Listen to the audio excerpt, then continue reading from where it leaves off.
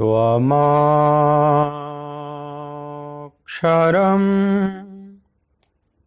परमं वेदितव्यं त्वमस्य विश्वस्य परं निधानम् त्वमव्ययः शाश्वत धर्मगोप्ता सनातनस्त्वं पुरुषो मतो मे वायुर्यमोऽग्निः वरुणः शशाङ्कः प्रजापतिस्त्वं प्रपितामहश्च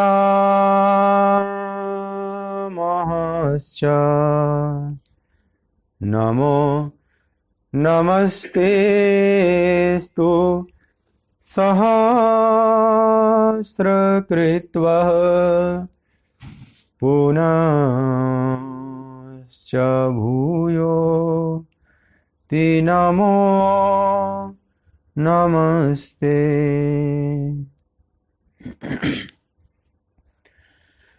बोलिए भक्तवत्सल भगवान की जय। जय जय राधा रमण हरि बोल। जय जय राधा रमण हरि बोल। जय जय राधा रमण हरि बोल। जय जय राधा रमण हरि बोल। जय जय राधा रमण हरि बोल। जय जय राधा रमण हरि बोल।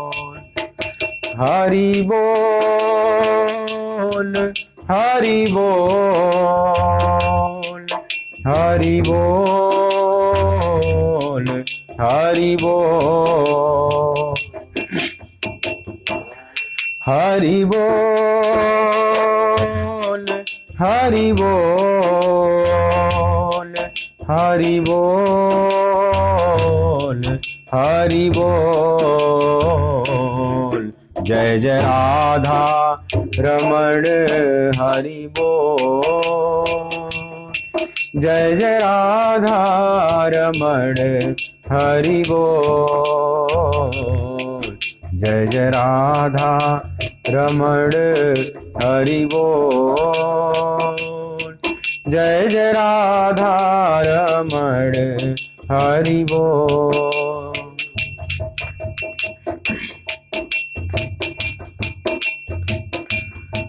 राधे श्यामा राधे श्यामा राधे श्यामा राधे श्यामा। जय जय राधा रमण हरि बोल। जय जय राधा रमण हरि बोल। जय जय राधा रमण हरि बोल। जय जय राधा रमण हरि बोल। जय जय राधा रमण हरि बोल। जय जय राधा रमण हरि बोल।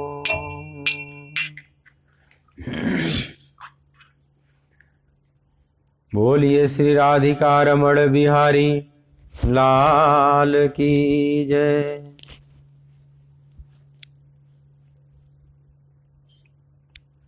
श्रीमद् भगवद गीता ज्ञान यज्ञ के इस मांगलिक सत्संग सत्र में मेरी तरफ से, आराधना कुंज की तरफ से, श्रीधाम वृंदावन की तरफ से आप सभी प्रभु चरणानुरागी भगवत प्रेमी भक्त वृंदों का हार्दिक स्वागत है। भगवान अर्जुन का समाधान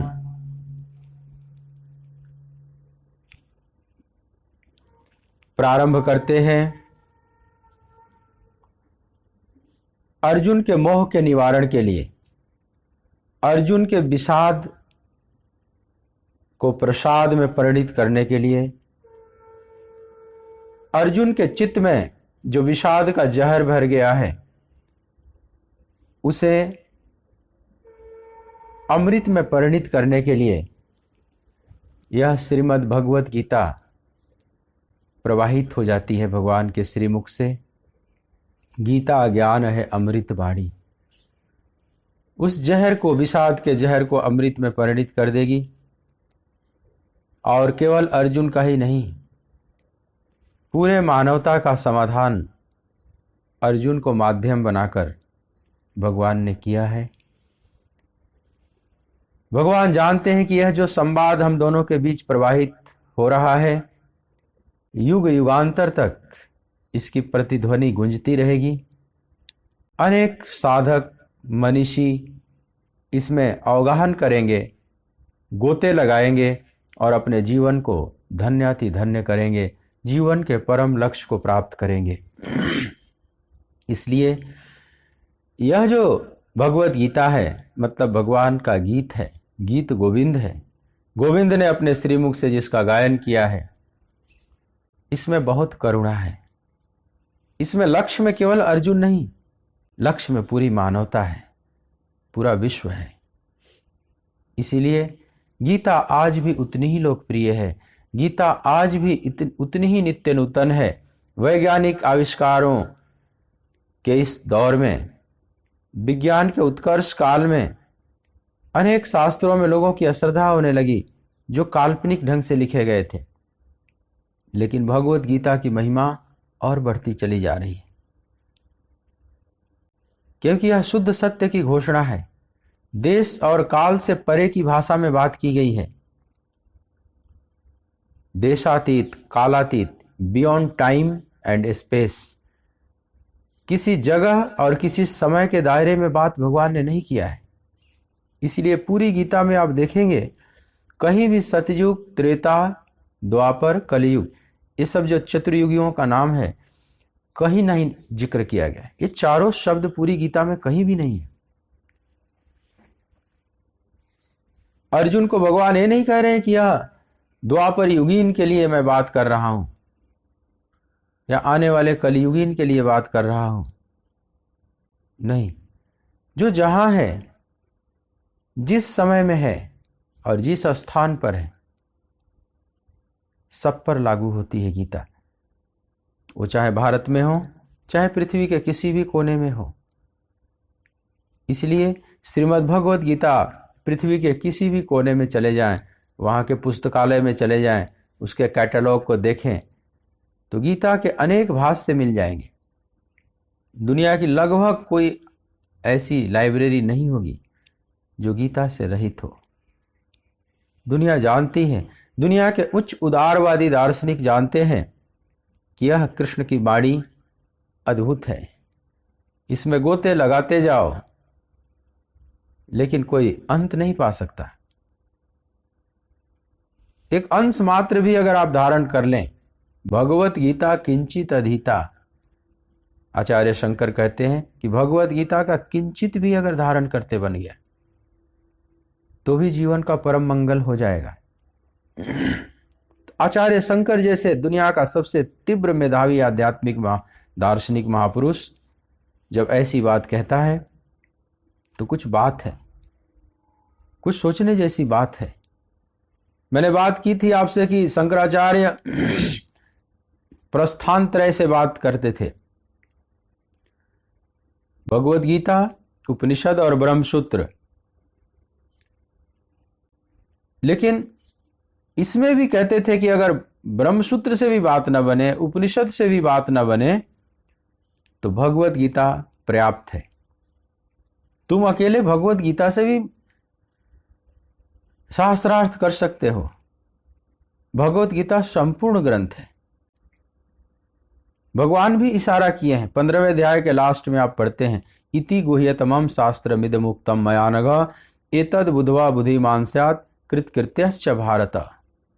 इति गुह्यतमं शास्त्र, यह जो गोपनीय से गोपनीय शास्त्र मेरे द्वारा कहा गया है निष्पाप अर्जुन, इसको धारण करके मनुष्य कृतकृत्य हो जाता है। तो स्वयं अपनी वाणी को शास्त्र कहा। जगह जगह शास्त्र की बात करेंगे कि जो शास्त्र विधि को त्याग कर तप तपते हैं, शास्त्र विहितम घोरम तप्यन्ते ये तपोजना, ये सब बात करेंगे। मैंने शास्त्र विधि के अनुसार चलो। प्रारंभ में जो गीता पढ़ते हैं उन्हें लगता है कि ये जो बार बार शास्त्र की बात आ रही है, तो वो शास्त्र कौन सा है, वो शास्त्र कहां ढूंढने जाएं? वो खड़ दर्शन है, 6 शास्त्र हैं, या कौन है? बहुत बाद में यह बात समझ में आती है कि वह जो शास्त्र की बात बार बार भगवान कह रहे हैं, शास्त्र के अनुसार चलो, वो शास्त्र श्रीमद् भगवत गीता ही है। इति गुह्यतमं शास्त्र, और बहुत गोपनीय और सूक्ष्म शास्त्र है। महर्षि व्यास ने तो कहा कि मन्ने शास्त्र विस्तर है। गीता सुगीता कर्तव्या कि मन्ने शास्त्र विस्तर है, या स्वयं पद्मनाभस्य मुख पद्माद्भिनिसृता। गीता सुगीता है, सुंदर गीत है, क्योंकि भगवान ने अपने मुख से गायन किया है, इसलिए भगवत गीता। अब जिस गीत को भगवान गा रहे हैं उससे सुंदर गीत और क्या हो सकता है? तो गीता सुगीता कर्तव्य, इसमें कर्तव्य और अकर्तव्य का ठीक ठीक निरूपण किया गया है। क्या कर्तव्य है, क्या अकर्तव्य है, किस राह से हमें चलना है, किस राह से बचना है, धर्म क्या है, अधर्म क्या है, जिसका ठीक ठीक निरूपण किया गया है। और महर्षि श्री कृष्ण द्वैपायन वेदव्यास कहते हैं कि मन्ने शास्त्र विस्तर है। ऐ मानव, तुम बहुत शास्त्रों के विस्तार में क्यों जाते हो? जबकि महर्षि व्यास ने ही बहुत से शास्त्रों को लिखा, इतना तो किसी ने भी नहीं लिखा। जितना कृष्ण द्वैपायन वेदव्यास ने लिखा है उतना दुनिया में किसी ने भी नहीं लिखा है। और वह जो इतने शास्त्रों को लिखा, लिपिबद्ध किया, संग्रहित किया, और वो महापुरुष कहता है कि किमन्ने शास्त्र विस्तर है, अनेक शास्त्रों के विस्तार में क्यों जाते हो? तो कुछ बात है। महर्षि व्यास को भी यह संवाद जो कृष्ण और अर्जुन के बीच कुरुक्षेत्र के उस सम्रांगण में दोनों सेनाओं के मध्य में खड़े हुए रथ पर यह संवाद घटित हुई, महर्षि व्यास को भी रोमांचित कर दिया। इसलिए अलग से श्रीमद् महाभारत में जो भीष्म पर्व है उसके अंदर एक अवांतर पर्व रखा, एक उप पर्व रखा, श्रीमद् भगवत गीता पर्व।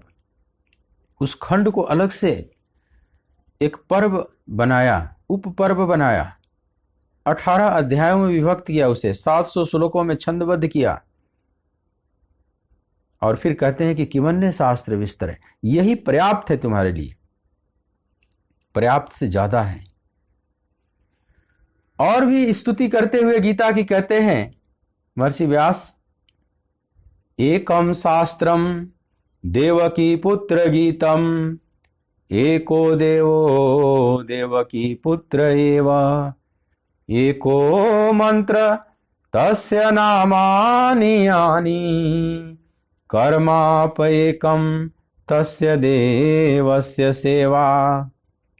एकम शास्त्रम देवकी पुत्र गीतम, एक ही दुनिया में शास्त्र है जिसका देवकी पुत्र ने गायन किया।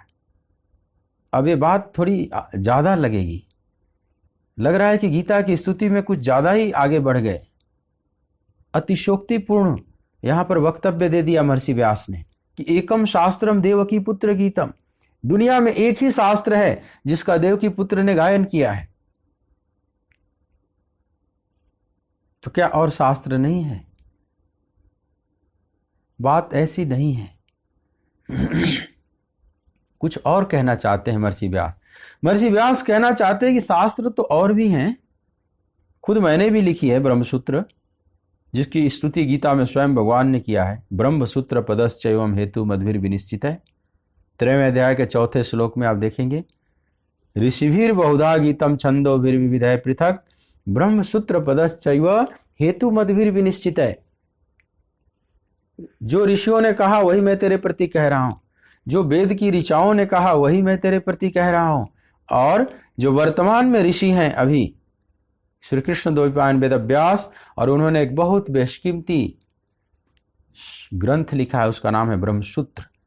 खड़ दर्शन में उसने स्थान पाया, वेदांत दर्शन, जिसको उत्तर मीमांसा भी कहते हैं। बहुत युक्त सूत्र है, तर्क सरणीबद्ध, मैंने दिमाग को दही बनाने जैसा है। जो विचारशील लोगों के लिए उन्होंने पूरा ही विचार की अतीत पर ले गए ब्रह्मसूत्र में, जिसकी बात स्वयं कृष्ण भी कहते हैं कि ब्रह्मसूत्र पदश्चैवम हेतु मध्विर विनिश्चित है। ब्रह्मसूत्र के युक्त उन सूत्रों में भी वही सत्य कहा गया है जो पार्थ मैं तेरे प्रति कह रहा हूं। मैं कोई नवीन सत्य नहीं कह रहा। अगर कोई नवीन सत्य कहने की बात करे, घोषणा करे, दावा करे, तो समझ लो यहां पर दाल में कुछ काला है। अगर कोई संप्रदाय उदित हो और बोले कि ये बात जो मैं कह रहा हूं आज तक किसी ने नहीं कहा, लगभग हर संप्रदाय इस बात की दावा करते हैं, यह जो मैं कह रहा हूं आज तक किसी ने नहीं कहा, सब गोलमाल बात किए हैं, तो समझ लो कि वो वही कहने वाला ही गोलमाल है। कोई संप्रदाय ऐसे दावा करे तो जरा पूछिए कि आपसे पहले फिर धर्म नहीं थी धरती पर, धर्म का साम्राज्य नहीं था धरती पर, धर्मात्मा लोग नहीं हुए। अगर हुए तो वे सत्य जानते हैं, वे जानते हैं सत्य को, तो फिर आप ये कैसे कह सकते हैं कि मैं ही पहली बार ठीक सत्य की घोषणा कर रहा हूं? भगवान कृष्ण ऐसी बात नहीं कहेंगे। इसीलिए कृष्ण की वाणी बहुत ऑथेंटिक है, इनका जो शास्त्र है बहुत ऑथेंटिक है। शायद अब गीता का पैरेलल कोई शास्त्र दुनिया में खड़ा नहीं हो सकता, चाहे कोई कितना भी प्रयास करे, कोई कितना भी फूंक कदम रखे, शब्दों को पिरोए, लेकिन गीता ने जो महिमा पाई, गीता का जो महिमा मंडन हुआ मनुष्यों द्वारा, और किसी भी शास्त्र का नहीं हो सकता।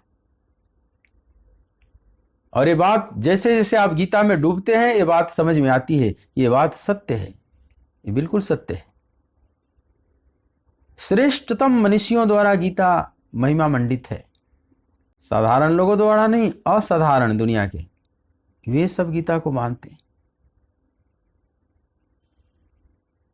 तो ऐसा गोविंद ने पिरोया है इसमें कि महर्षि व्यास भी रोमांचित हो जाते हैं। और गोविंद कहते हैं कि मैं कोई नई बात नहीं कह रहा हूं, वही अनादि सत्य मैं तेरे प्रति कह रहा हूं, वही सनातन सत्य मैं तेरे प्रति कह रहा हूं,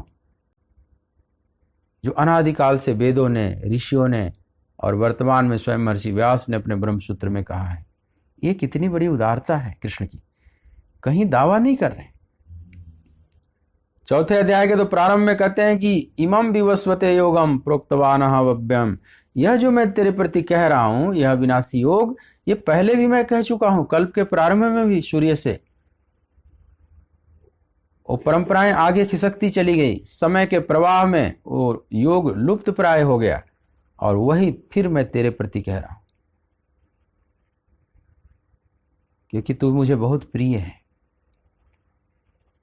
तू मेरा भक्त है, बहुत प्रिय है, आत्मीय है। तो समय समय पर इस सत्य की घोषणा मैं करता रहता हूं अधिकारी पाकर। तो महर्षि व्यास ने भी सुंदर ग्रंथ लिखा लेकिन महर्षि व्यास कहते हैं कि जो गीता है उसकी तुलना नहीं है। ब्रह्मसूत्र एकांगी है, वह वेदांत दर्शन है। वेदांत को सिद्ध करने के लिए पूरी ताकत लगा दिया है। देवर्षि नारद का भक्ति सूत्र है तो भक्ति दर्शन को प्रस्तुत करने में पूरी ताकत लगा दिया। सांडिल्य का भक्ति सूत्र भक्ति दर्शन को प्रस्तुत करने, पतंजलि का योग दर्शन योग को प्रस्तुत करने में,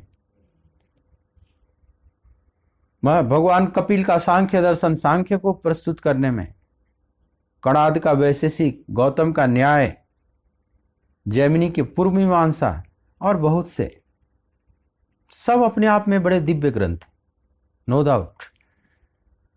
लेकिन सब ग्रंथों का जैसे समूह, सब इन शास्त्रों के फूल को इकट्ठा करके जैसे एक माली सुंदर गुलदस्ता बनाता है, गीता एक गुलदस्ता है, केवल एक फूल नहीं।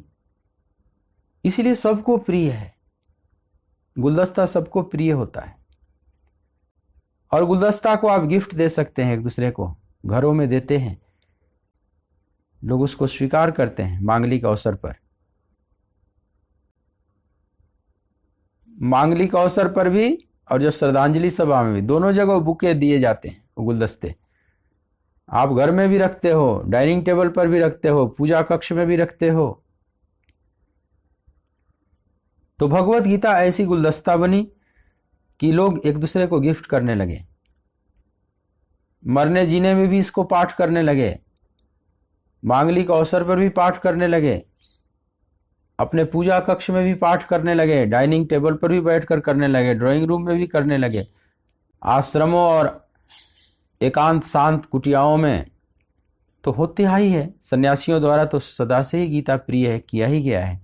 गीता की महिमा तो यहाँ तक कि स्वतंत्रता आंदोलन में स्वतंत्रता सेनानी भी फांसी पर चढ़ते थे तो गीता साथ में लिए हुए, चाहे नरम दल वाले हों चाहे गरम दल वाले हों, सब गीता रखते थे। तो गीता सबको प्रिय है।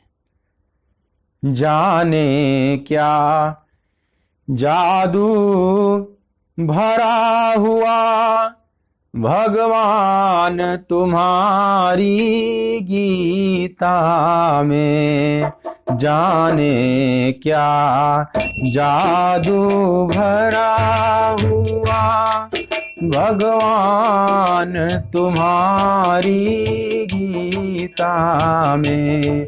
मन चमन हमारा हरा हुआ, मन चमन हमारा हरा हुआ भगवान तुम्हारी गीता में।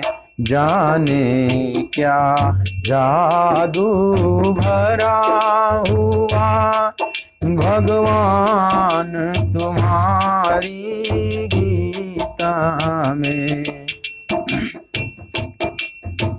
जादू इसलिए भरा है कि जादूगर बहुत बड़ा है। कृष्ण जैसा जादूगर इस धरती पर नहीं हुआ है। लूट कर ले गया दिल जिगर सांवरा जादूगर। जिसने एक बार देख लिया गोविंद को, या गोविंद ने ही जिन्हें देख लिया, वे गए काम से, वे लूट पिट गए। बहो भिक्षु चरया चरंती।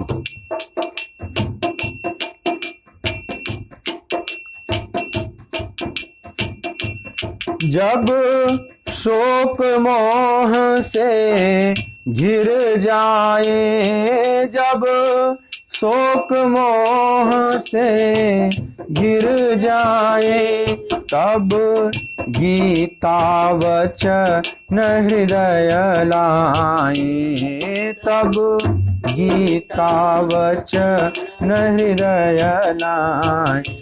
हमारा भी जीवन जब शोकग्रस्त हो जाए, विषादग्रस्त, जैसे अर्जुन का हो गया, पूरा जीवन ही एक युद्ध क्षेत्र है, बैटल फील्ड है। हम सभी मानव महाभारत के युद्ध में खड़े हैं, सब कुरुक्षेत्र में खड़े हैं। दैवी और आसुरी वृत्तियों का बड़ा भारी संघर्ष है। यही पांडव और कौरव पक्ष जैसे प्रतीक रूप में हमारे भीतर सजा हुआ है। हर व्यक्ति के जीवन में ऐसे मोड़ आते हैं जहां निर्णय लेना बड़ा कठिन पड़ता है। क्या धर्म है, क्या अधर्म है, किस राह से चलें, किससे बचें, क्या करें क्या न करें। बहुत दिग्भ्रमित हो जाता है वो जीव। ऐसे चौराहे पर कई बार खड़ा हो जाता है, किधर चलूं, दाएं चलूं बाएं चलूं, कुछ भी सोचता नहीं। मन विषाद ग्रसित हो जाता है, गहरे विषाद में उस समय चित्त चला जाता है। तो उस समय वही काम करना है जो अर्जुन ने किया है। अर्जुन का विषाद भगवत गीता ने दूर किया है।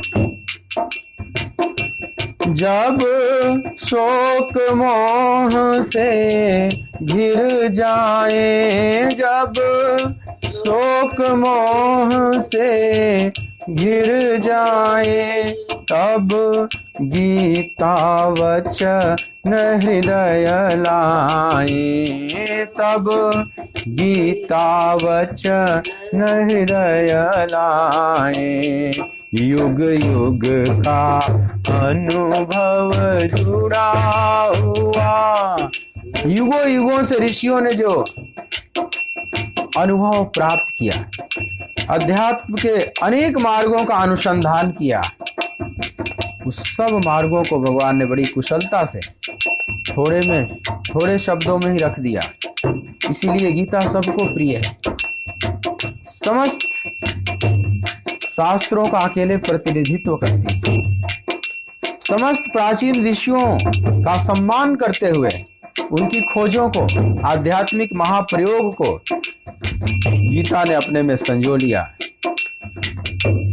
और मानवता के लिए एक नए आयाम में प्रस्तुत किया।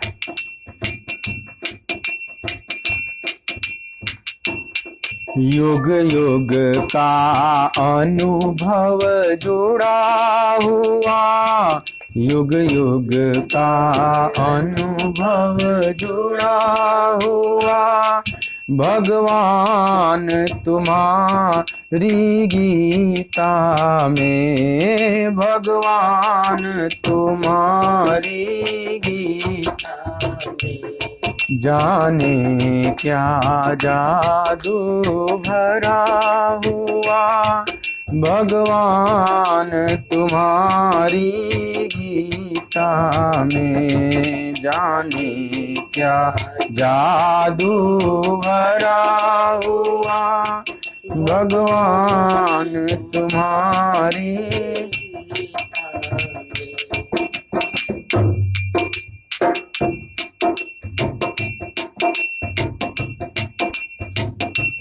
गीता संतों को प्यारी है, गीता संतों को प्यारी है, संतों को बहुत प्रिय है, जो अपने संशयों के अंत करने में लगे हुए हैं, जो अपने को साधने में, जो परम सत्य को साधने में लगे हुए हैं, उन्हें बहुत प्रिय है।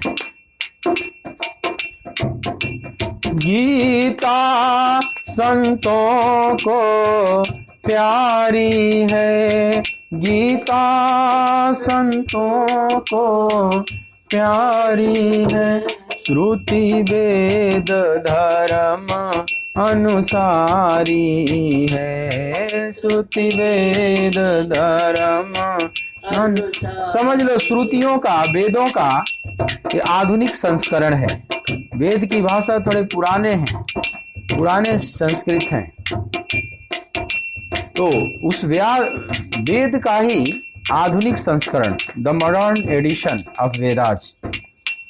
श्रुति वेद धर्म अनुसारी है, श्रुति वेद धर्म अनुसारी है, जीवन का सार है भरा हुआ, जीवन का सार है भरा हुआ, भगवान तुम्हारी गीता में, भगवान तुम्हारी गीता में, जाने क्या जादू भरा हुआ, जाने क्या जादू भरा हुआ, भगवान तुम्हारी गीता में, भगवान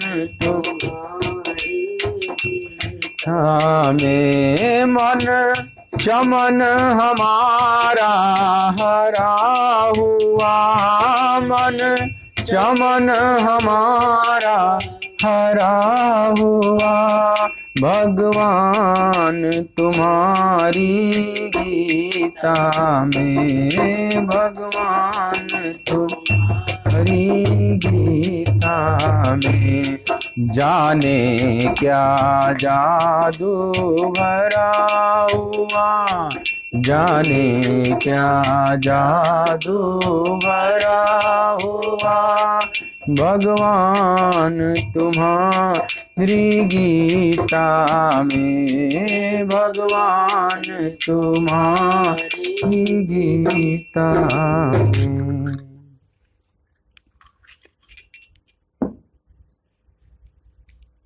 आध्यात्मिक उदारवादी जो भी मनीषी हैं गीता के प्रति आकर्षित रहते हैं। कुछ तो जादू है। क्या जादू है? आइए क्रम क्रम से हम उसी को देखें कि आखिर क्यों गीता इतनी लोकप्रिय हुई। आज भी कोर्ट में हिंदू को हाथ रखाया जाता है तो इसी शास्त्र पर। इसके नाम पर अनेक मंदिर बने हैं, आश्रम बने हैं, इसकी जयंती मनाई जाती है। और किसी शास्त्र की जयंती नहीं मनाई जाती, गीता जयंती। गोविंद की जयंती तो मनाते हैं सभी, लेकिन उनकी वाणी की भी जयंती मनाई जाती है, गीता जयंती। 25 दिसंबर को इस बार आएगा, जिस दिन क्रिसमस डे, जिस दिन मरियम पुत्र की जयंती है, जीसस क्राइस्ट की जयंती है, इस बार गीता जयंती उसी दिन है। क्राइस्ट और कृष्ण दोनों को सेलिब्रेट करें उस दिन। तो अनेक महिमा जुड़ा हुआ है गीता के साथ। भगवान अर्जुन का इलाज कैसे कर रहे हैं, अर्जुन के विषादग्रस्त चित्त को कैसे उससे बाहर निकाल रहे हैं, उस कुशलता को आप ध्यान से देखें। अर्जुन शरीरों को लेकर चिंतित हैं और भगवान उसकी अर्जुन की दृष्टि को आत्मा पर खींच कर ले जाना चाहते हैं, क्योंकि अर्जुन की दृष्टि जहां टिकी हुई है वहां से तो विषाद उत्पन्न होगा ही होगा। तो उस दृष्टि को खींचकर कहीं और ले जाना है जहां विषाद होता ही नहीं, जहां शोक जैसी कोई चीज ही नहीं। इसलिए भगवान इतने कुशल मनोवैज्ञानिक हैं कि वो मन को समझा कर नहीं कह रहे हैं, उसका इलाज नहीं कर रहे हैं कि कोई बात नहीं, तुम चिंता ना करो, ये सब पार्ट ऑफ लाइफ है। जैसे साइकोलॉजिस्ट काउंसलिंग करते हैं, कोई बात नहीं, भूलें होती रहती हैं, सबसे होती रहती हैं, फिर से लगो, फिर से चलो। ऐसी भाषा नहीं प्रयोग कर रहे। वो सिगमंड फ्रायड और कार्ल गुस्ताव जुंग की भाषा नहीं प्रयोग कर रहे। उनका तरीका क्या है? इलाज तो मन का ही कर रहे हैं ना। कृष्ण भी एक तरह से मनोवैज्ञानिक ही हुए। हर शास्त्र मनोविज्ञान का ही शास्त्र है। आत्मा में कोई इलाज करने की जरूरत नहीं, आत्मा तो सदा ही स्वस्थ है। तो जो भी इलाज किया जाता है अंतःकरण का किया जाता है, मन का किया जाता है। सारी बीमारी तो वहां है, मानस रोग वहां है, ये विषाद कहां पर है? मन में है। तो इलाज तो वहां करना है, आत्मा तो अपने आप स्वस्थ है। इसलिए सारे ग्रंथ एक तरह से मनोविज्ञान ही है, मन के विज्ञान। लेकिन कौन किस तरह से इलाज कर रहा है, यहां यह समझना है। भगवान कृष्ण का इलाज करने का तरीका ही कुछ और है। जिस चीज की बात ही नहीं कर रहे हैं अर्जुन, भगवान वहां की बात उठाते हैं, आत्म तत्व की। ये लगभग 11वें श्लोक से लेकर 30वें श्लोक तक आत्म तत्व की ही बात चलेगी, तत्व की बात चलेगी, शुद्ध सत्य की बात चलेगी। शुरू में शुद्ध सत्य की बात भगवान ने प्रारंभ कर दिया। अगर आप दुकान पर जाओ, किसी दुकान पर जाओ तो पहले साधारण, मान लो कपड़ा खरीदना है तो पहले साधारण दुकानदार कपड़े देगा, धीरे धीरे बढ़िया माल निकालता है। अध्यात्म में उल्टा है, पहले ही शुद्ध सत्य रख दिया जाता है। अगर साधक उसका अधिकारी है, उसको ग्रहण कर पाया तो ठीक है, नहीं तो फिर नीचे उतरा जाता है, फिर नीचे उतरेंगे भगवान, हर तल पर बात करेंगे। लेकिन अभी शुद्ध सत्य की बात प्रारंभ कर देते हैं। 13वें श्लोक का आइए एक बार मेरे साथ फिर से पाठ करें। दूसरे अध्याय का 13वां श्लोक, जिस पर थोड़ी सी वार्ता हम लोगों ने की थी, कुछ और बात कर लेते हैं। देहिनो अस्मिन् यथा देहे कौमारम यवनम जरा तथा देहांतर प्राप्ति धीरस्तत्र न मुह्यति। किंतु जैसे जीवात्मा की इस देह में बालकपन, जवानी और वृद्धावस्था होती है, वैसे ही अन्य शरीर की प्राप्ति होती है, उस विषय में धीर पुरुष मोहित नहीं होता। भगवान यहां देह और देही दो शब्द प्रयोग किया। देहिनो अस्मिन् यथा देहे कौमारम यवनम जरा। तो देह कहते हैं शरीर को, तो आत्मा हो गई देही। जैसे रथ पर जो बैठा है वो रथी कहलाता है, ऐसे इस देह रूपी रथ में जो बैठा है वो देही कहलाता है। माने देही बोला जाए तो आत्मा समझिए, कहीं शरीर शरीरी कहेंगे तो शरीर, और जो आत्मा है वो शरीरी। अगर देह कहें तो देही।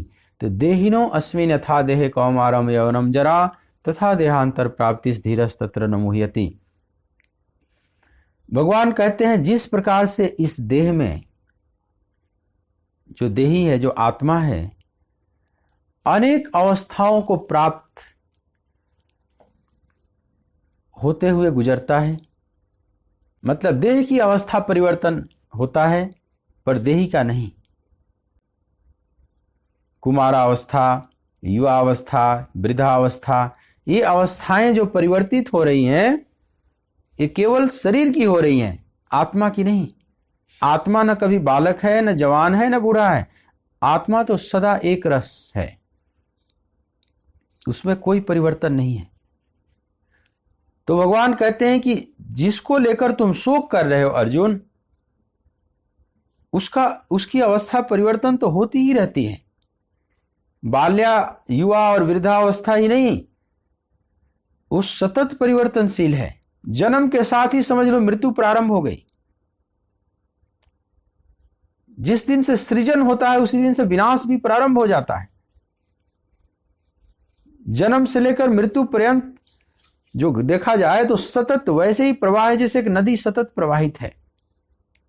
कोई सीमा रेखा हम नहीं खींच सकते कि यहां पर बालकपन अब खत्म हो रहा है, आज से युवा अवस्था प्रारंभ हो गई, यहां से वृद्धावस्था प्रारंभ हो गई। ऐसा सीमा रेखा नहीं खींच सकते आप। बस एक मोटे मोटे आप निकालते हैं निष्कर्ष कि अब हम युवावस्था में प्रवेश कर गए, वृद्धावस्था में प्रवेश कर गए। तो भगवान कहते हैं कि ये तो सतत परिवर्तन हो रहा है। कौमारम यवनम जरा,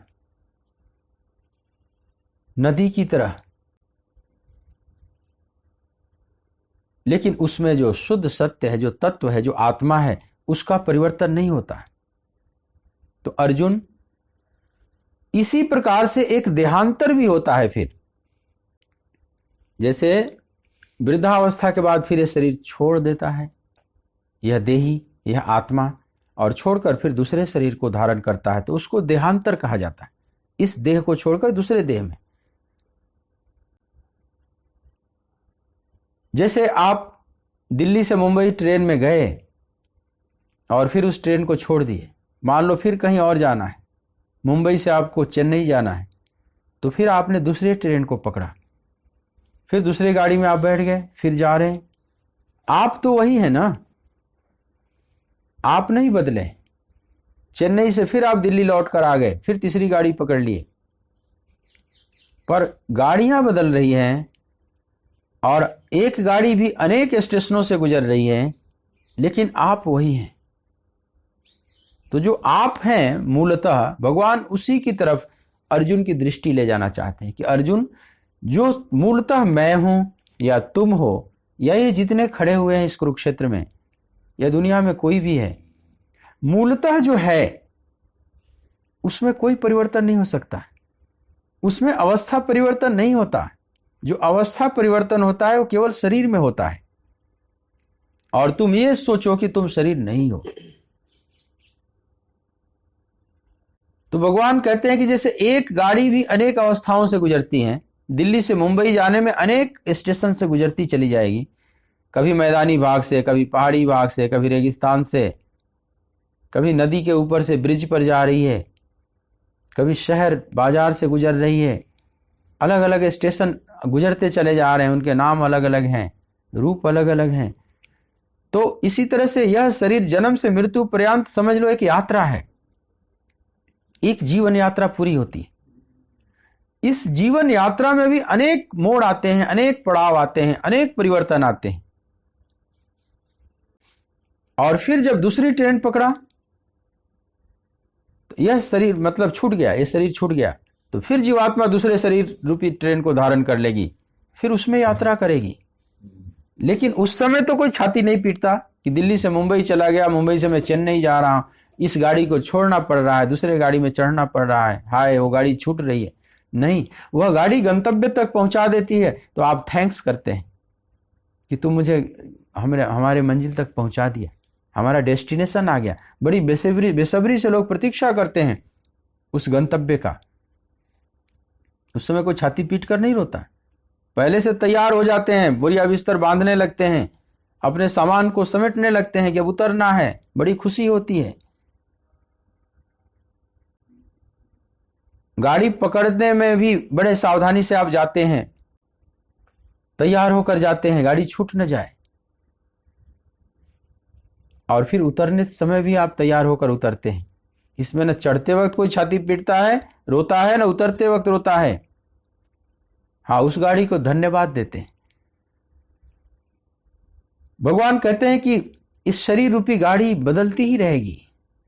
एक शरीर जन्म से लेकर मृत्यु पर्यंत मतलब एक सफर तय करा दिया, एक यात्रा आपकी पूरी हुई, फिर दूसरी यात्रा, फिर तीसरी यात्रा, ये अनंत यात्राएं चल रही है। पुनरपि जननम पुनरपि मरणम पुनरपि जननी जठरे शयनम इस संसारे खलु दुस्तारे कृपया पारे पाहि मुरारे भज गोविंदम गोविंदम भज मूढ़मते। तो भगवान कहते हैं कि जब शरीर छूटता है और दूसरे शरीर को जीवात्मा धारण करती है, उसमें धीरस तत्र न मोह्यति। जो धीर पुरुष हैं, जो ज्ञानी हैं, जो प्रज्ञावान हैं, वे उसमें भी शोक नहीं मनाते। वे जानते हैं कि फिर दूसरा शरीर मिल जाएगा। उत्क्रामंतम स्थितम वापि भुंजानाम वा गुणान्वितम विमूढ़ा नानुपश्यन्ति पश्यन्ति ज्ञान चक्षुषा। भगवान कहते हैं कि इस शरीर में जीवात्मा को रहते हुए, इस शरीर को छोड़ते हुए, छोड़कर जाते हुए, फिर दूसरे शरीर को धारण करते हुए, उसमें विषयों का भोग करते हुए, यह घटना विमूढ़ लोग नहीं देख पाते। विमूढ़ा नानुपश्यन्ति, तो फिर कौन देखता है? तो पश्यन्ति ज्ञान चक्षुषा। जिसके पास ज्ञान चक्षु है, ज्ञान दृष्टि है, वे ही केवल देख पाते हैं। फिर उनके जीवन में शोक नहीं होता। धीरस तत्र न मोहि। जहां पीछे जो प्रज्ञावान पुरुष कहे, प्रज्ञावादांश भासते नानु सुचंती पंडिता, जिसको प्रज्ञा पुरुष कहे, पंडित कहे, ज्ञानी कहे, भगवान उसी को अब यहां धीर पुरुष कहते हैं। धीरस तत्र न मोह्यति। हालांकि अब जो धीर पुरुष हैं, जो ज्ञानी पुरुष हैं, उनके शरीर की यात्रा पूरी हो चुकी होती है। अब वे आगे फिर गाड़ी नहीं पकड़ेंगे कोई। धीर उसको कहते हैं जो शरीरों की यात्रा से बाहर निकल चुका है। लेकिन यहां दूसरों के लिए भी बताया गया कि दूसरे के शरीर को देखकर भी वो ज्ञानी महापुरुष शोक नहीं मनाते, क्योंकि जानते हैं मेरी यात्रा तो पूरी हो गई, लेकिन इसकी भी यात्रा किसी न किसी दिन पूरी होगी, चाहे अज्ञानी ही है, लेकिन यह मिटेगा नहीं। यह जो मृत्यु है केवल स्थूल शरीर से सूक्ष्म शरीर का संबंध विच्छेद है। फिर से सूक्ष्म शरीर में जीवात्मा आगे बढ़ जाती है, फिर से उसको एक शरीर मिल जाएगा, स्थूल शरीर, फिर वहां यात्रा प्रारंभ हो जाएगी। तो अपने लिए तो उनका शोक विदा हो ही चुका होता है। उन्हें पता होता है कि अब मेरा जन्म नहीं होगा, उनका अंतिम जन्म होता है। बहुनाम जन्मनाम अंते, बहुत जन्मों की साधना के बाद वो अंतिम जन्म प्राप्त कर चुके। अब उनको आगे कोई गाड़ी नहीं पकड़नी, वो अंतिम डेस्टिनेशन पर पहुंच गए, द लास्ट डेस्टिनेशन। अंतिम गंतव्य। अब उसके बाद उनको और किसी यात्रा की जरूरत नहीं होगी।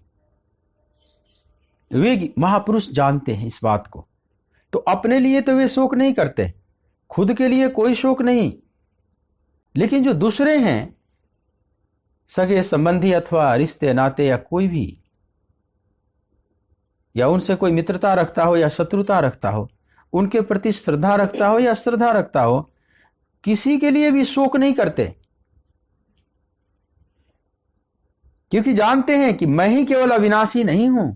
यहां जो कुछ भी है और जो भी है सब अविनाशी हैं, सब शाश्वत हैं, केवल मैं ही नहीं, सभी हैं। इस बात को वे जानते हैं, तो अपने लिए भी शोक नहीं और दूसरों के लिए, जगत के लिए भी शोक नहीं, क्योंकि उनकी दृष्टि तत्व पर जाती है। तो धीरस तत्र न मोहयति, भगवान कहते हैं कि जो धीर पुरुष है वो मोहित नहीं होते, भ्रमित नहीं होते, उदास नहीं होते, विषादग्रस्त नहीं होते। हे पार्थ, तुम अपनी दृष्टि इन शरीरों से हटाओ। शरीरों के भीतर जो शरीरी है, देह के भीतर जो देही है, जो आत्मा है, उस पर ले जाओ। तो यह जो सामने दिखाई पड़ रहे हैं, जिसको तुम अपना कुटुंब कहता है, जिसको तुम अपना मानता है, भरतवंशी कहता है, इनके प्रति अब तुम्हारे अंदर कोई शोक नहीं होगा, क्योंकि आत्मा रूप में ये शाश्वत हैं। इनके आत्मा को नष्ट करने का कोई उपाय नहीं, न ये मरेंगे, न तुम मरोगे, न मैं मरूंगा। ये सब अपने को भी भगवान कृष्ण उसमें गिनती कर रहे हैं।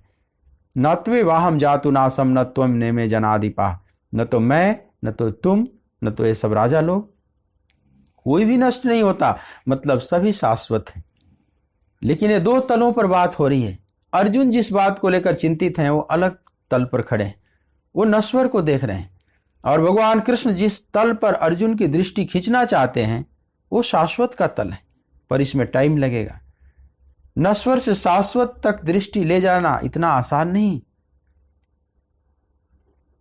अर्जुन जैसों की दृष्टि ले जाने में कृष्ण जैसों को इतना मेहनत करना पड़ रहा है, तो सामान्य की तो बात ही क्या है, उनको कितना टाइम लग जाता है, कितना बल पड़ता है। माया का ऐसा चकाचौंध है कि जल्दी व्यक्ति नहीं समझता।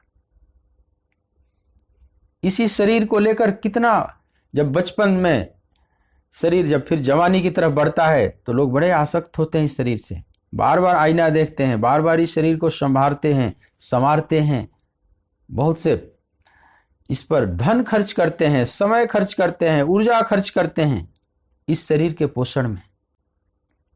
इस शरीर का केयर होना चाहिए, लेकिन इस शरीर से आसक्त होकर इसके साज सजा में इतना समय नष्ट नहीं करना चाहिए। जो कर रहे हैं वो माया में उलझे हुए हैं। बहुत लोग बहुत समय देते हैं शरीरों पर, शरीर के देख रेख में कितना उनका समय लग जाता है, समय, संपत्ति, सब, शक्ति। एक बार एक बच्चा 5 मक्खियां पकड़ लिया, एक ही बार में 5 मक्खी, 5 साल का बच्चा, और भागा भागा अपने पापा के पास आया कि पापा पापा देखो मैंने 5 मक्खियों को पकड़ लिया। तो पापा को बड़ा आश्चर्य लगा, छोटा बच्चा, छोटे से हाथ, चंचल मक्खी, और एक बार में 5 मक्खी। एक मक्खी जल्दी पकड़ में नहीं आती, बच्चों से तो एक मक्खी भी पकड़ना बड़ा मुश्किल है बच्चों के लिए, चंचल मक्खी कहाँ पकड़ में आती। बूढ़ों की बात नहीं हो रही है, बुढ़ापे में लोग मक्खी मारने में कई बार बड़े एक्सपर्ट हो जाते हैं, क्योंकि भजन में मन नहीं लगेगा, कुछ जी नहीं लगेगा, तब क्या करोगे, बैठे बैठे मक्खी मार रहे हैं, वो तो बड़े एक्सपर्ट हो जाते हैं, वो 5 भी पकड़ सकते हैं। लेकिन बड़े बड़े बुजुर्ग भी जल्दी 5 मक्खियों को नहीं पकड़ सकते। देखो, वृद्धावस्था के प्रति बड़ी सावधान रहना चाहिए। अगर साधना में मन नहीं लगा तो फिर बैठकर मक्खी मारना ही होता है, या घर वालों को तंग करना ही रह जाता है काम, ये लाओ वो लाओ, बड़े घर वाले परेशान हो जाते हैं कई बार। लेकिन जो शांत हो गए हैं, जिनका चित्त भजन में हो लग गया है, वे बड़े प्रशांत, अपने सीमित आवश्यकताओं के साथ अब आनंद लेते हैं, आस्वादन लेते हैं जीवन का। नहीं तो बहुत लोग बड़े बोर हो जाते हैं, कभी टीवी देखेंगे, ब्रेकिंग न्यूज देखेंगे, उसी न्यूज को कई बार देखेंगे, एक अखबार सुबह पढ़ गए तो उसको बार बार पढ़ते रहते हैं। टाइम पास कैसे हो, समय नहीं कट रहा है, उनको नहीं पता कि समय हमें काट रहा है। उनके लिए समय काटना बड़ा मुश्किल हो जाता है। जगह जगह फिर शाम को अपना पार्क में जाएंगे, सीनियर सिटीजन क्लब में जाएंगे, अपना वहाँ पर थोड़े जुगाली करेंगे सब लोग, राजनीति की चाहे किसी चीज़ की, कहीं से भी कोई बात चल जाए बस उसी पर समय अपना पूरा करके फिर आ जाते हैं घर पर। इतना बेशकीमती जीवन इसके लिए नहीं मिला है। इसीलिए कहा जाता है कि बुढ़ापे में बैठकर मक्खी मार रहे हैं। तो नहीं भजन में मन लगेगा तो बस यही काम रह जाता है। तो बुजुर्ग तो एक्सपर्ट हो जाते हैं, लेकिन एक छोटा बच्चा 5 साल का और 5 मक्खी पकड़ ले तो बिल्कुल उसके लिए बहुत बड़ी बात है, गौरव की बात है। और पापा को छोड़कर दिखाया कि देखो 5 हैं मक्खियां। बाप को आश्चर्य लगा, लेकिन उससे भी बड़ा आश्चर्य तब लगा जब उसने कहा कि पापा इसमें जो 2 मक्खियां हैं ना वो मादा हैं और जो 3 हैं वो नर हैं। अब तो और आश्चर्य लगा, अरे नासमझ ये कैसे पहचान गया? मैं नहीं पहचान सकता इसमें कौन नर है कौन मादा है। ये कैसे तुम पहचान गया कि 2 नर हैं, 3 नर हैं और 2 मादा हैं? तो बोला कि पापा ये जो 2 है ना मक्खियां, ये जो मादा है बार बार आईने पर बैठती थी, इसको आईने से पकड़ा हूं, ये बार बार आईने पर ही बैठ जाती थी। तो मैं समझ गया कि ये मम्मी की प्रजाति की। अब वो बच्चा देखता था कि मम्मी बहुत आईने पर समय दे रही, साज श्रृंगार में बहुत समय नष्ट हो रहा है, धन भी नष्ट हो रहा है, कितना पैसा खर्च होता है।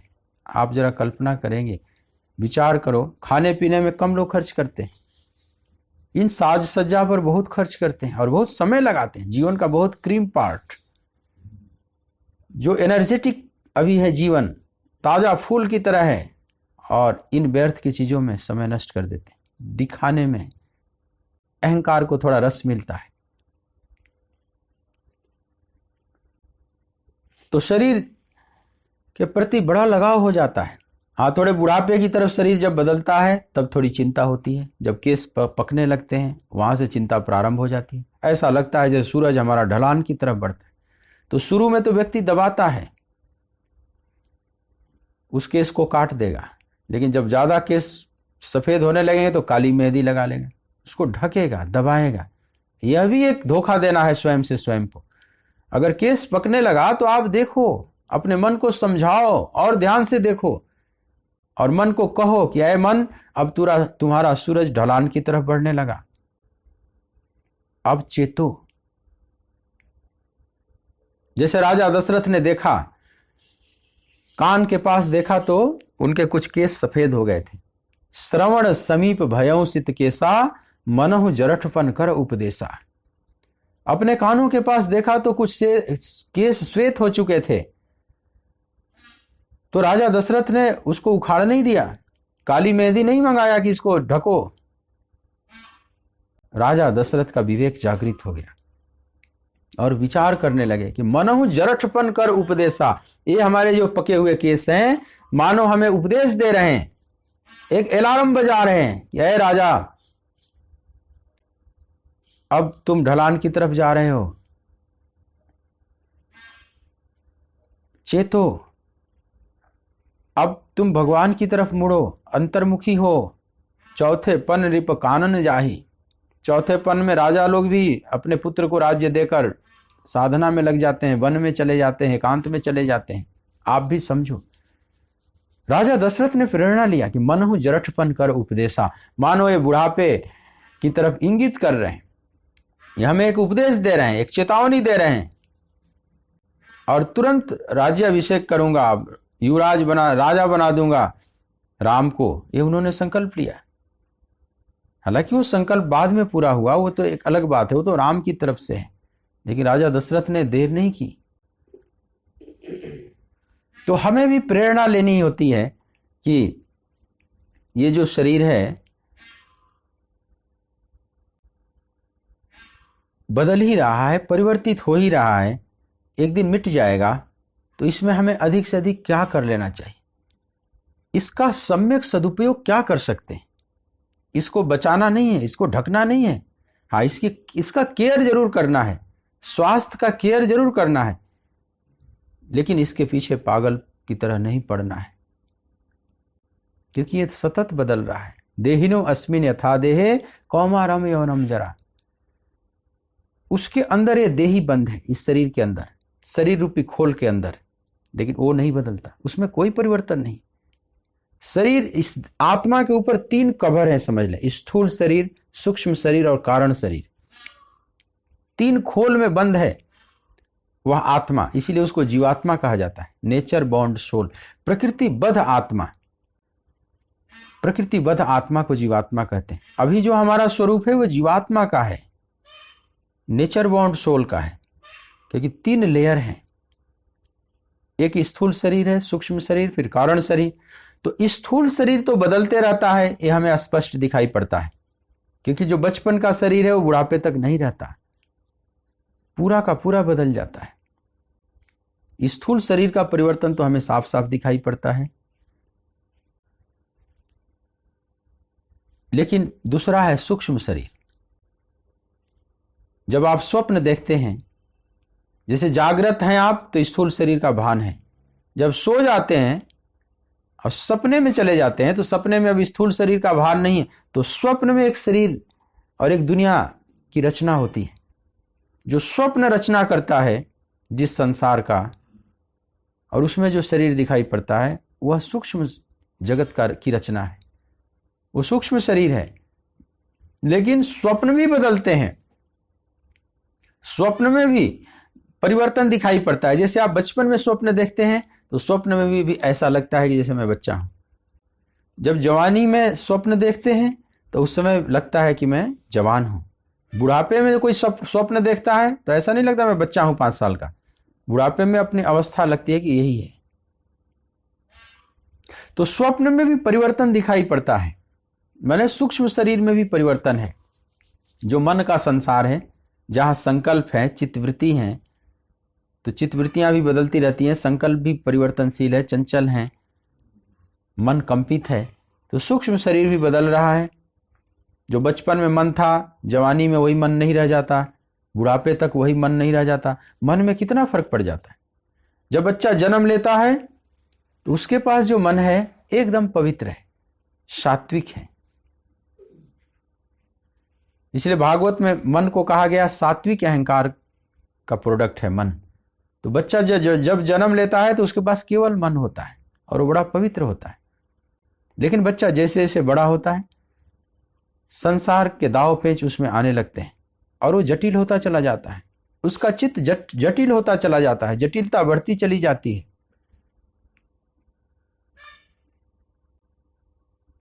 और उसका मन फिर तामसी, राजसी होता चला जाता है।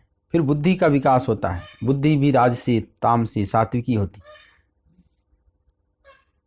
तो बचपन में सभी पवित्र होते हैं, लेकिन फिर बुढ़ापे तक जाते जाते वह मन कई फेज से गुजरता है। तो सूक्ष्म शरीर भी परिवर्तित होता है। ये बात सिद्ध हो गई कि मन एक जैसा नहीं रहता बचपन से बुढ़ापे तक। फिर कारण शरीर में भी परिवर्तन होता है। कारण शरीर का आधार है अज्ञान, जो सबका कारण है। बार बार शरीरों को प्राप्त करने का कारण क्या है? अज्ञान। और इसका निवारण क्या है? तो ज्ञान। इसलिए बौद्ध दर्शन 4 आर्य सत्यों पर आधारित है। भगवान बुद्ध का 4 आर्य सत्य, दुख है, दुख का कारण है, दुख का निवारण है और दुख निवारण का उपाय है। इसी को 4 आर्य सत्य कहा जाता है बौद्ध धर्म में।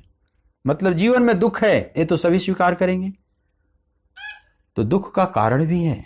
अकारण कुछ नहीं होता यहां पर, जो कुछ भी है उसके पीछे कारण है, तो दुख का कारण है। तो तीसरी बात फिर उठाते हैं कि दुख का कारण क्या है? तो अज्ञान। अज्ञान ही दुख का कारण है।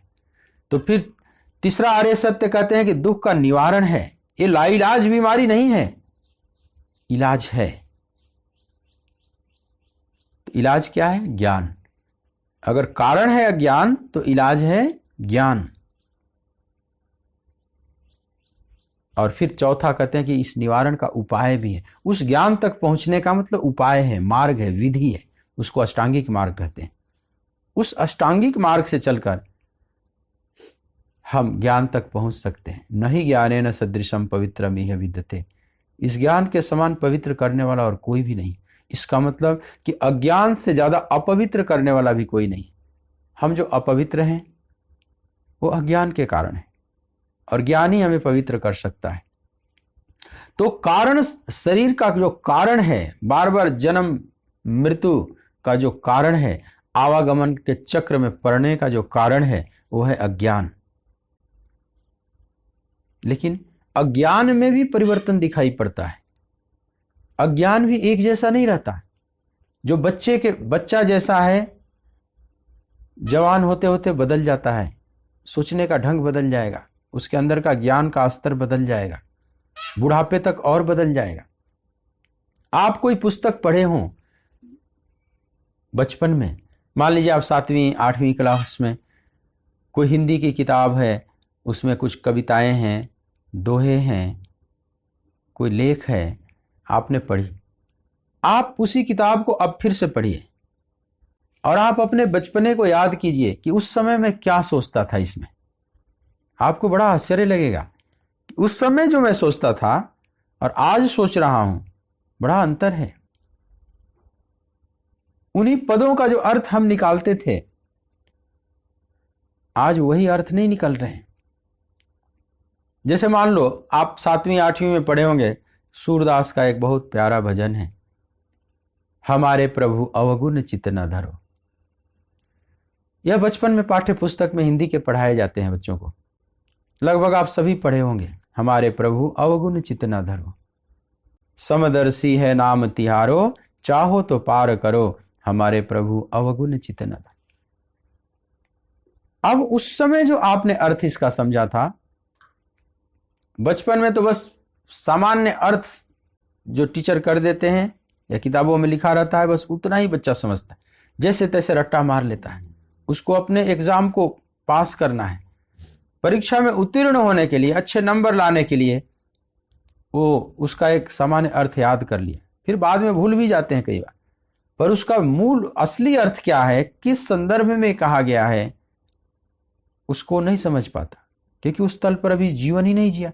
सूरदास ने जो पद गाया, उनको तो सोचे भी नहीं होंगे कि पाठ्य पुस्तक में पद पढ़ाया जाएगा। वे तो भगवान से अपनी मन की वेदना कह रहे हैं, प्रभु से अपने मन की बात कर रहे हैं कि भगवान प्रभु मेरे अवगुणों को चित्त में धारण ना करो। हे गोविंद, अगर मेरे अवगुणों को तुम देखोगे तो मैं कभी पार नहीं हो पाऊंगा। बस मैं तुम्हारी शरण में हूं प्रभु, सब माफ कर दो। अब ये कितने उच्च स्तर की प्रार्थना है एक साधक के द्वारा की गई भगवान के प्रति। इसको एक छोटा बच्चा 7वीं का विद्यार्थी क्या समझेगा, और उसके कोर्स में पाठ्य पुस्तक में डाला गया है पद। यहां तक कि जो शिक्षक भी पढ़ा रहे हैं मिडिल स्कूल के, वो शिक्षक भी शायद इसका शब्दार्थ ही जानता होगा, इसका गूढ़ार्थ तो शायद उसको भी नहीं पता होगा। अगर वो भक्त स्वभाव के नहीं है तो वो भी रट लिया है, विद्यार्थियों को भी रटा रहे हैं, बस इतना ही है। और सूरदास मान लो कहीं से देख रहे हो तो उनको भी आश्चर्य लगा होगा कि मैं तो अपनी मन की वेदना, अपने मन के रुदन को प्रभु के चरणों में निवेदित किया था। मुझे तो पता भी नहीं था कि ये विद्यार्थियों को पढ़ाया जाएगा, कोर्स में डाल दिया जाएगा। लेकिन उस समय विद्यार्थी उसको, उस भाव को कितना समझ सकते हैं, सूरदास की वेदना को कैसे समझ सकते हैं। हमारे प्रभु अवगुण चित्त ना धरो, हमारे प्रभु अवगुण चित्त ना धरो,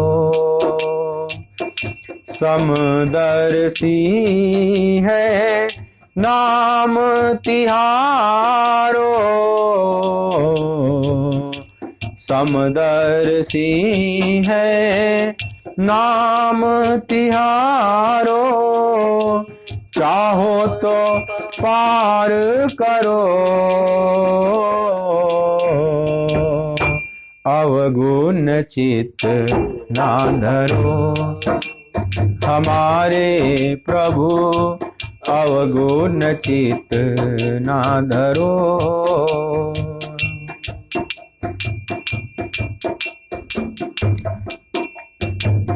एक लोहा पूजा में राखत, एक लोहा पूजा में राखत, एक घर बधिक परो, एक घर बधिक परो। यह दुविधा पारस नहीं जानत, यह दुविधा पारस नहीं जानत, कंचन करत खरो, अवगुण चित्त ना धरो। हमारे प्रभु अवगुण चित्त ना धरो। बड़ा कारुणिक भजन है। गोविंद से की गई बहुत करुण प्रार्थना है। जीव इस विकारों के दलदल से खुद बाहर नहीं निकल पा रहा है, एक सहायता की याचना कर रहा है, सहायता की भीख मांग रहा है। जैसे गाय दलदल में धंस गई हो, अब वो अपने बल पर नहीं निकल सकी, सहायता की याचना कर रही है।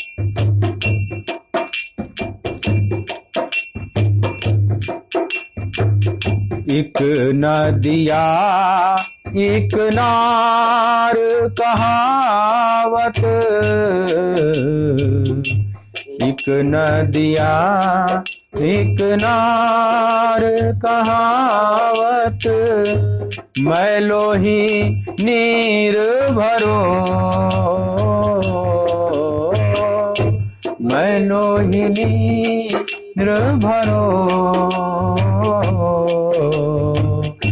जब मिलकर दो एक वरन भये, जब मिलकर दो एक वरन भये, सुरसरी नाम परो, अवगुण चित्त ना धरो। हमारे प्रभु अवगुण चित्त ना धरो।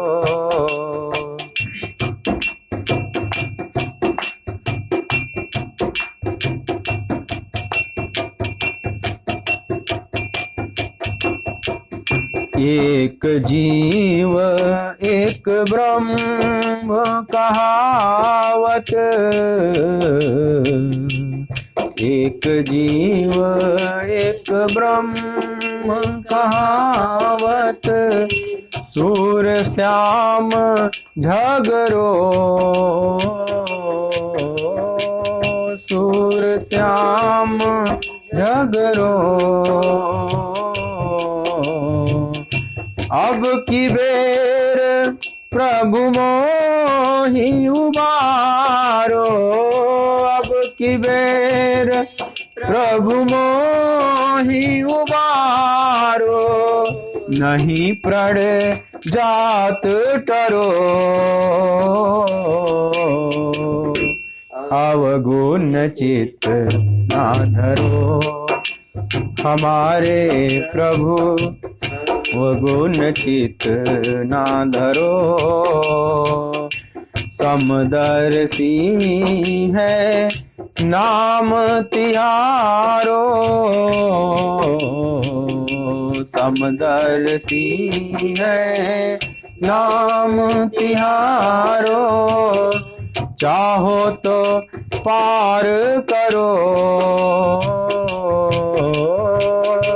चाहो तो पार करो, अवगुण चित्त ना धरो। हमारे प्रभु अवगुण चित्त ना धरो।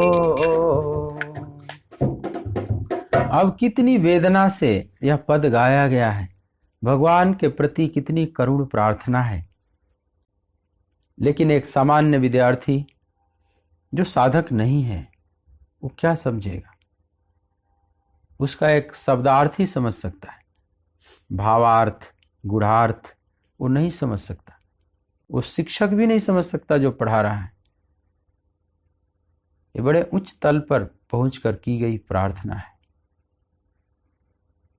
जब बुद्धि थक गई, अहंकार जवाब दे दिया, भाग गया छोड़कर, सब सहारे बेसहारे जैसे लगने लगे, उस अवस्था में प्रभु से जब पुकारता है साधक, पाहि माम शरणागतम, न जानामि योगम जपम नैव पूजाम न तो हम सदा सर्वदा संभुतुभ्यम, यह भाव जागृत होता है तब यह वेदनापूर्ण शब्द निकलता है।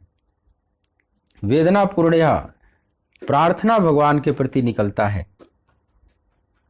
तो धीरे धीरे जब वही बालक बड़ा होता चला जाएगा, साधक हो जाएगा, उच्च दर्जे का साधक हो जाएगा, तब समझेगा कि महात्मा सूर्य ने किस तल पर यह बात कही है, और अपने बचपन के दिनों को याद करेगा कि उस बचपन में जब मैं इसको पढ़ता था इसी पद को, तो मैं क्या समझता था और आज क्या समझ रहा हूं, कितना अंतर पड़ गया। मतलब हमारे भीतर जो ज्ञान का तल है वो भी बदलता है, अज्ञान का जो अंधकार है वो भी बदलता है, वो भी छटता चला जाता है। ज्ञान का सूर्य उदित होता चला जाता है तो जैसे रात्रि छटती चली जाती है, भोर की वेला पूरब के आकाश में लालिमा आने लगी, लेकिन अभी सूरज नहीं दिखाई पड़ रहा है, लेकिन फिर भी अंधकार तो कम होता चला जा रहा है। तो अंधकार जो कम होता चला जा रहा है, इसका मतलब किसी सूरज के आने का यह सूचक है। तो जैसे अंधकार का लेयर बदलता चला जाता है, इसी हमारे भीतर के अज्ञान का लेयर भी बदलता चला जाता है। तो अज्ञान भी परिवर्तनशील है। तो जिस जो कारण शरीर का आधार है, तो कारण शरीर भी परिवर्तनशील है, सूक्ष्म शरीर भी परिवर्तनशील है, और स्थूल शरीर तो परिवर्तनशील है ही। उसी की तो बात कहते हैं भगवान कि देहिनो अस्मिन यथा देहे कौमारम यौनम जरा तथा देहांतर प्राप्ति धीरस्तत्र न मुह्यति। जिस प्रकार से इसी शरीर में अनेक परिवर्तन होते हैं पार्थ, बाल्यावस्था, युवावस्था, वृद्धावस्था, तो इतना हम नहीं छाती पीटते, इतना नहीं रोते, इतना शोक नहीं मनाते। उसी प्रकार से तथा देहांतर प्राप्ति, जब देहांतर होगा मतलब इस शरीर को छोड़कर दूसरे शरीर में जब यह जीवात्मा प्रवेश करेगी, तो वहां भी धीर पुरुष मोहित नहीं होते, शोक नहीं मनाते। अर्जुन तुम धीर पुरुष बनो। यह जो सगे संबंधियों को लेकर तुम चिंतित हो रहे हो, ये अगर चले भी जाए, इनका शरीर छूट भी जाए, तो ये फिर से शरीर प्राप्त करेंगे, ये नष्ट नहीं होंगे। भगवान अर्जुन की दृष्टि वहां तक खींचना चाह रहे हैं। धीरे धीरे खींचेंगे और धीरे धीरे खींचने में सफलता पा लेंगे।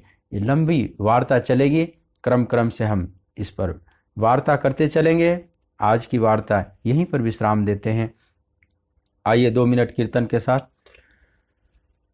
गोविंद मेरो है, गोपाल मेरो है, गोविंद मेरो है, गोपाल मेरो है, गोविंद मेरो है, गोपाल मेरो है, गोविंद मेरो है, गोपाल मेरो है। मेरो बांके बिहारी नंदलाल मेरो है, मेरो बांके बिहारी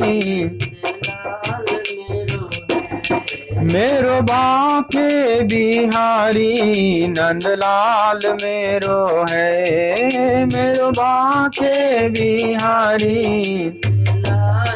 मेरो है, गोविंद मेरो है, गोपाल मेरो है, गोविंद मेरो है, गोपाल मेरो है। बोलिए भक्त वत्सल भगवान की जय, सच्चिदानंद भगवान की जय। ओम नमः पार्वती पतये, हर हर महादेव।